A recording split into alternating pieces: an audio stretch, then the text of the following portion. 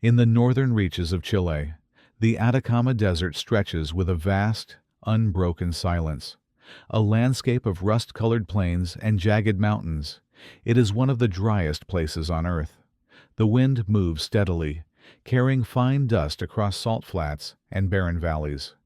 The sun rises sharply over the horizon, its light revealing the intricate textures of the desert floor, and sets just as abruptly, leaving cold shadows in its wake. The desert itself is a study in extremes. Temperatures shift drastically between day and night. Rainfall is almost non-existent, and the soil, rich with minerals yet lifeless, supports only the hardiest shrubs and cacti. From a distance, the mountains appear immovable, yet they are fractured by veins of copper and gold, the reason humans have long ventured into this harsh terrain. Yet the isolation here is absolute.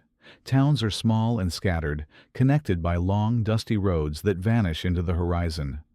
Nestled within this terrain, the San José mine rests against a rocky hillside. Its entrance is unassuming, a narrow shaft leading deep into the mountains. From the outside, it is quiet, almost serene, a subtle interruption in the immensity of the desert. The surrounding air hums with the wind, but carries no sound of the machinery within the mine. For the miners working below, the desert's harshness is a constant companion, shaping every movement, every choice. On a typical day, the desert offers no hint of impending crisis. The miner's work is routine, methodical, and disciplined. The landscape above does not betray the danger contained beneath its surface. Time is measured by the sun's passage across the barren plains, and life proceeds in quiet rhythm, structured by work schedules, meals, and brief moments of rest. Here, the story begins, not with catastrophe, but with the quiet, unyielding environment of the Atacama, a place both unforgiving and strangely indifferent to human presence. Beneath the Atacama's surface, a group of 33 men worked in shifts at the San José mine. Most were experienced miners, many from small towns scattered across northern Chile. Their lives had been shaped by the rhythm of extraction, years spent underground, following veins of copper and other minerals, moving through narrow tunnels and vertical shafts that led deep into the mountain. Each man carried a specific set of skills: machinery operation, drilling, support construction, ventilation, and geological assessment. Their combined expertise allowed the mine to operate efficiently, even in such an extreme environment. The group was diverse in age and background. Some were in their 20s, drawn to mining for economic necessity. Others in their 40s and 50s, hardened by decades of labor. For all, mining offered both livelihood and identity. The work was dangerous, but it was routine. The risk was known and measured. Each day began with careful preparation, equipment checks, safety briefings, and inspection of the tunnel walls for instability. Every precaution was standard, part of a professional discipline honed over decades. The miners were accustomed to the isolation of the Atacama. Towns were distant, and contact with family came in brief intervals. They were used to long hours underground, and where the world above became a distant memory. Social bonds within the group were practical but strong. Shared work, shared meals, and shared risks fostered trust. Decisions were communal when safety required, hierarchical when machinery or experience demanded. The mine itself had a history of minor collapses and incidents, none catastrophic. Safety regulations existed, enforced by the mining company, but in 2010, the drive to maintain production pressed against the limits of the mountain. The men were aware of the potential dangers. Rocks could shift without warning. Vibrations could weaken the support beams, and machinery failures could endanger lives. Yet, within the carefully managed routines of daily life, these risks were managed and rarely considered immediate. Their work on that day in August was typical. The miners descended into the main shaft, equipment slung over shoulders or pushed on carts. They maintained the rhythm of drills, saws, and hammers, echoing faintly through the tunnels.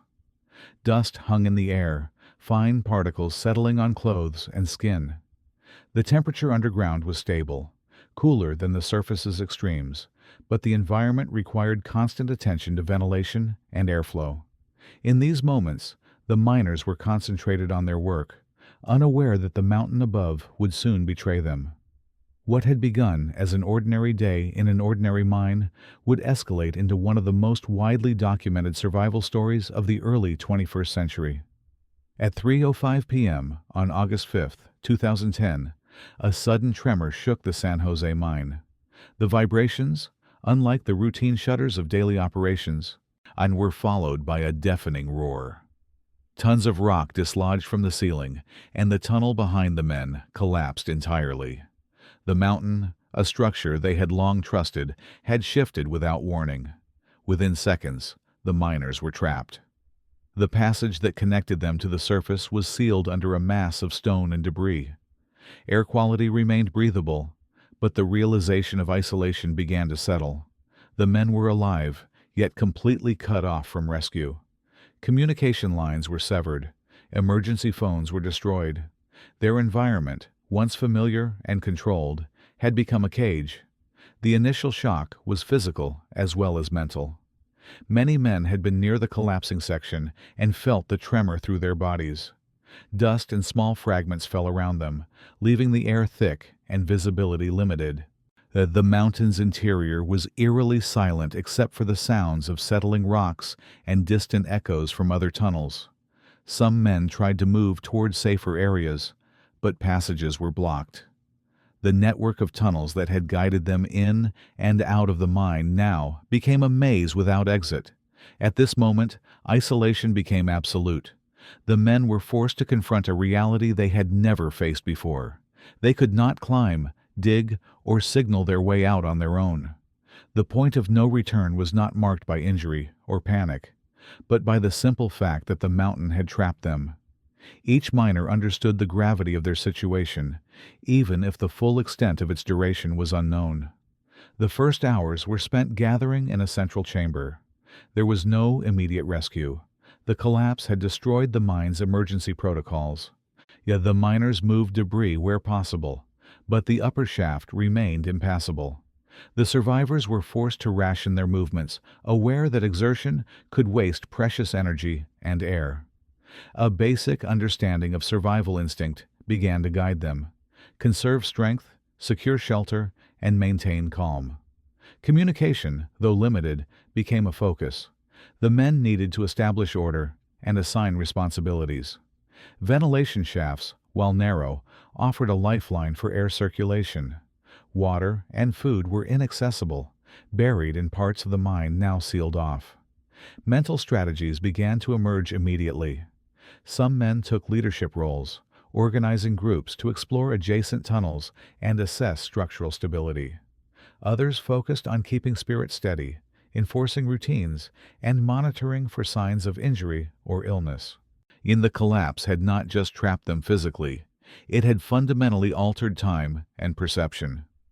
Minutes stretched, and the certainty of normal life vanished. What had been a typical afternoon of labor now marked the beginning of a prolonged and highly disciplined fight for survival. In the hours that followed, the miners began to establish a system. The initial shock had passed, replaced by a calm but focused determination. The first priority was survival: air, water, food, and shelter. The mine itself offered partial solutions. Ventilation shafts allowed a trickle of fresh air, but the miners realized that exertion would quickly exhaust their oxygen. Dust continued to settle, requiring them to limit movement and avoid stirring the fine particles. Water was scarce. Some miners had small personal bottles and containers from the worksite, but these were quickly identified as insufficient for a prolonged period. They improvised by collecting condensation from walls and ceilings, using cloth or clothing to absorb moisture, then wringing it into containers. Every drop was carefully measured and distributed, ensuring each man received the bare minimum necessary to prevent dehydration. Food, or rather the lack of it, became the most immediate concern. The miners had no stores accessible in the collapsed section. Some had small rations with them, but these were measured in grams and would not sustain them for long. Leadership agreed to ration each morsel precisely, often cutting portions to fractions of what they would normally consume. The men learned to eat slowly, to chew carefully, and to savor every taste, aware that every bite could be critical in the days and weeks ahead. Shelter was already provided by the mine itself, though the conditions were harsh. Temperatures fluctuated, dropping sharply at night and rising during the day due to geothermal heat. Humidity was uneven, and rock surfaces were rough and sharp.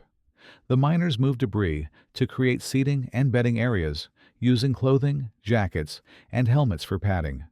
They arranged themselves strategically near ventilation shafts to ensure they had access to the best air. Mental discipline became a cornerstone of survival. Without clear knowledge of how long they would remain trapped, maintaining routine and structure was essential. Leaders organized groups to take turns monitoring air quality, listening for sounds of potential rescue, and checking on physical and psychological well-being. They held discussions about tasks, allocating responsibilities for exploration, monitoring, and conserving energy. Sleep schedules were irregular, constrained by stress and fear, but attempts were made to rest in shifts to prevent collapse from fatigue. The miners also employed improvisation in problem-solving. When one section of the mine showed signs of instability, ropes and metal rods were used to brace weak points. Rocks were cleared to improve airflow. A makeshift communication system was established using the limited available tools, with tapping on metal pipes or walls to indicate presence or urgency. These small acts of engineering were critical in maintaining both safety and morale. Over time, the miners adapted. Yet they began to recognize patterns in the mine's microenvironment: air currents, temperature fluctuations, and the behavior of small animals or insects that sometimes appeared.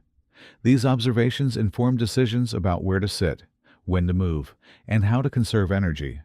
Physical adaptation occurred slowly. They moved cautiously to prevent injury, learned to stand for brief periods without losing strength, and adjusted to the sensory monotony of darkness. Rituals emerged. The miners would gather at certain intervals to mark the passage of time, recount tasks, or simply confirm everyone's presence. These practices, though simple, reinforced a sense of community and purpose. The mine had become a world unto itself, defined by routines, observation, and discipline. Each day, the miners measured survival in small achievements: maintaining oxygen flow, conserving water, preserving food, and remaining uninjured. As the days passed, they became increasingly attuned to the mine. Sounds, vibrations, and air movement carried significance. A distant echo might signal structural shifting or collapse. A subtle temperature change suggested airflow was improving or deteriorating. Awareness of these elements became crucial. Every decision, from moving to resting, was informed by careful observation. The initial hours of panic had given way to methodical endurance. Each miner's survival depended not on heroics, but on discipline, cooperation, and the slow accumulation of knowledge about their environment. Their ability to remain calm, rational, and observant would ultimately define their chances over the coming weeks. And as the days turned into weeks, the strain of confinement began to take a deeper toll on the miners. The body and mind, once alert and cautious, now exhibited the creeping effects of extended deprivation. Physical exhaustion became apparent. Muscles weakened from limited movement, joints stiffened from prolonged stillness, and the miners discovered that even minor tasks required unexpected effort. Fatigue was compounded by the unrelenting psychological pressure of uncertainty. Each day had no clear end, and the men could not know whether they would emerge in hours, days, or weeks. Food rations were measured to the smallest fraction, yet hunger gnawed persistently. Some miners reported headaches and dizziness. Others became unusually quiet or withdrawn. Even minor disagreements, once resolved quickly, they now carried weight as irritability grew. Leadership worked to maintain order, but tension was palpable. Disputes arose over tasks, positioning, or perceived inequities in resource distribution. These conflicts were rarely violent, yet the stress they revealed was significant. Health challenges mounted. Dehydration, though managed through careful water rationing, still caused fatigue, dry skin, and cracked lips.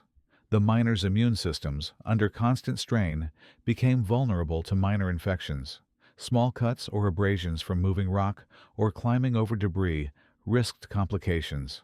In a few instances, miners developed symptoms consistent with early-stage respiratory distress, likely caused by dust inhalation and limited airflow. First aid measures were improvised using clothing and limited supplies. But the danger remained ever present. The environment itself posed persistent hazards. Unstable rock formations occasionally shifted, sending showers of small stones or dust. Vibrations echoed through the mine, sometimes signaling movement or risk, sometimes merely the distant machinery or natural settling of rock. The miners learned to interpret these subtle cues, yet the unpredictability of the collapse left no room for certainty. One minor collapse temporarily blocked access to a ventilation shaft, forcing a period of tense immobility. Panic was avoided, but the event underscored the precarious nature of their situation. Mental strain intensified alongside physical degradation. Days blurred into nights. Time was measured less by hours than by the repetition of routine tasks. The miners relied heavily on structured activity to prevent despair. Daily maintenance, ration management, and observation became both survival measures and mental anchors. Yet even routine offered only partial relief. Anxiety, fear, and longing for the outside world permeated every decision. The miners also faced psychological tests as hope waxed and waned. News from above, initially delivered via limited communication attempts, was slow to arrive and uncertain. False signals or misunderstandings sometimes caused despair or renewed hope in quick succession. Leaders worked to moderate expectations, ensuring that optimism was balanced with realism. Emotional energy was preserved as best as possible, but the weight of isolation was unmistakable.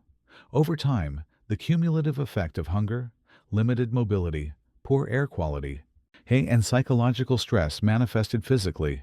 Some miners lost significant weight. Skin took on a pale, sallow tone. Even minor exertion produced heavy breathing. Sleep became fitful. Nightmares and restless periods were common. The men learned to adapt, resting when possible, conserving energy, and supporting one another through simple encouragement or presence. Despite these challenges, not all efforts succeeded. Minor injuries sometimes worsened due to the inability to reach proper medical care. Temporary setbacks, blocked passages, dust-filled air, or miscalculated water allocation tested resilience. Each failure carried immediate consequences, reminding the miners of the fragility of their situation. Time became subjective. Weeks seemed like months. Days repeated with small variations, each measured in breaths, sips, and bites. In the monotony, compounded psychological pressure. Miners marked the passage of time in crude ways, tallying days on rock walls, noting subtle changes in airflow, or recording the sequence of rations consumed. These practices offered small relief, a sense of control in an otherwise uncontrollable environment. Yet even in the midst of strain, cohesion remained. The miners relied on collective effort. No individual could survive alone under these conditions. Decisions were made communally, tasks were divided equitably, and moments of simple conversation provided reprieve. Social bonds, though tested, became vital instruments of survival. They reinforced the necessity of discipline, routine, and cooperation in a situation where errors could be fatal. Escalation was not marked by sudden catastrophe, but by slow accumulation. Health decline, failed attempts to improve conditions, and the relentless pressure of confinement created a psychological weight that few could escape. The mine, once a familiar workspace, had become a world defined by the tension between persistence and fragility, between methodical survival and the relentless pressure of loss.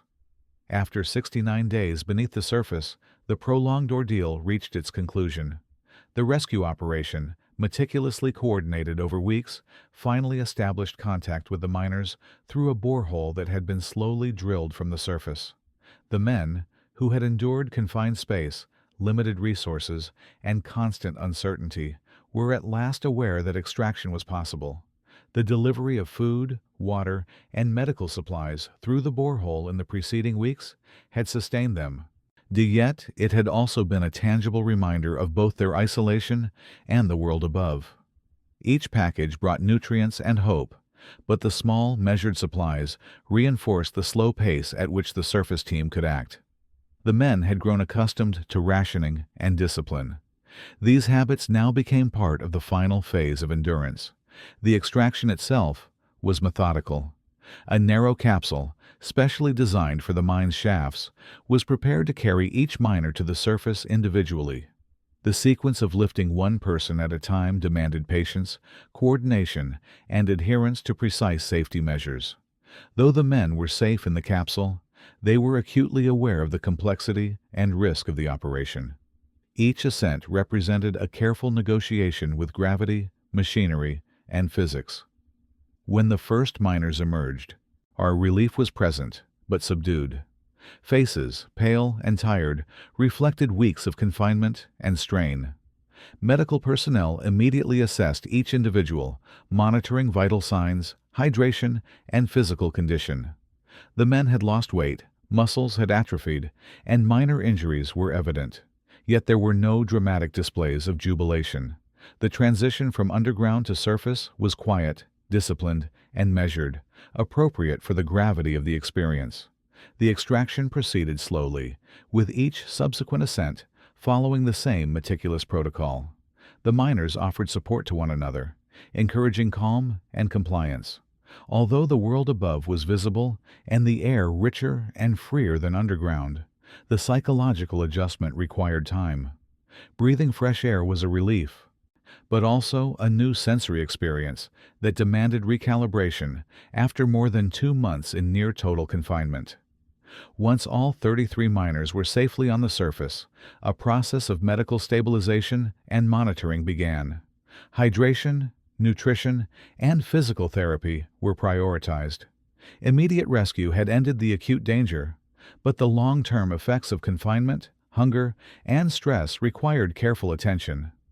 Doctors documented conditions such as muscle wasting, minor infections, and psychological fatigue. The miners' resilience was remarkable, yet they were not untouched by the ordeal. Family reunions, while emotionally significant, were approached quietly. The miners had endured weeks of isolation and had developed a rhythm and focus that resisted impulsive celebration. Emotions were expressed with restraint, inconsistent with the disciplined survival strategies that had carried them through the crisis. Support networks, both familial and communal, were present to facilitate recovery, but the tone remained reflective rather than theatrical. The aftermath extended beyond immediate extraction. Investigations into the mine collapse examined structural weaknesses, mining protocols, and safety procedures. The survival of the men underscored both the risks inherent in mining operations and the human capacity to endure extreme conditions. The rescue operation itself became a case study in engineering, crisis management, and coordinated human effort under constraint. Recovery was measured. The miners were gradually reintegrated into normal routines, physically rehabilitating and adjusting psychologically. Each individual's experience was unique, yet the shared history created a collective understanding of endurance, adaptation, and the limits of human survival. The resolution of the crisis marked the end of immediate danger, but also the beginning of reflection and adjustment to life after confinement. The Atacama miners' emergence from the underground collapse was neither triumphant nor theatrical. It was the completion of a carefully managed, technically complex, and humanly demanding operation. The danger, once ever present, had been mitigated. Survival had been achieved through discipline, cooperation, and adherence to routine. The quiet relief of rescue was measured in controlled breaths, stable vital signs, and the simple act of emerging into open air. The miners' ordeal in the Atacama Desert, lasting 69 days beneath the surface, left a lasting impression on both Chile and the world. In retrospect, The survival of 33 men under such extreme conditions became a study in endurance, cooperation, and the measured application of human resourcefulness. The physical environment, the machinery, and the social organization of the group all contributed to the outcome, demonstrating how structured discipline can mitigate the effects of extraordinary stress. Their confinement revealed the fragility and resilience of the human body. Malnutrition, limited mobility, and the constant lack of sunlight produced measurable physiological consequences. Weight loss, weakened musculature, and the need for post-rescue rehabilitation were evident. Yet the miners' ability to maintain routines, conserve energy, and respond to incremental improvements in their environment reflected a capacity for adaptation that exceeded expectations under such conditions. Psychologically, the miners navigated a spectrum of pressures. Isolation, uncertainty, and the awareness of mortality created persistent tension. However, the maintenance of daily schedules, collective problem-solving, and social cohesion fostered a stabilizing structure. The group's ability to maintain calm under pressure, communicate effectively, and ration resources illustrates the role of mental discipline in survival scenarios. The rescue operation, executed over weeks of careful planning, highlighted the interplay of engineering, logistics, and human determination. Each borehole, each carefully measured supply drop, and each capsule lift was a deliberate act of precision. The miners' survival was as much a result of their own adaptations as it was of the coordinated efforts of the teams above. This interplay underscores the broader significance of human resilience in both natural and engineered environments. Beyond immediate survival, the event prompted reflection on the nature of extreme experiences. The miner's story became a case study in emergency response, risk assessment, and crisis management. Lessons derived from the Atacama incident informed mining safety protocols worldwide, influencing engineering standards, disaster preparedness, and occupational health policies. The intersection of human endurance and technological capability offers enduring insights into the conditions under which life can persist against considerable odds. Historically, the Atacama miners' experience stands as a testament to human endurance under sustained duress. It demonstrates that survival is often contingent on preparation, discipline, and cooperative strategy rather than solely on individual heroism or chance. The quiet manner in which the miners returned to surface life mirrors the measured, controlled way in which they had lived underground, an existence defined by necessity rather than spectacle. In the final analysis, the story of these 33 men is neither a tale of triumph nor of tragedy. It is an account of methodical endurance, human adaptability, and the subtle interplay between physical conditions, mental fortitude, and social cohesion. The silence that follows their emergence is fitting. It reflects the understated reality of survival itself. Endurance is not dramatic. It is deliberate, patient, and ultimately human. As observers, one is left with the quiet understanding of what it takes to persist when all familiar supports are removed. The Atacama miners' survival exemplifies the limits and capacities of human life, the significance of organized response, and the understated heroism inherent in simply enduring day by day until the world above can be reached once more.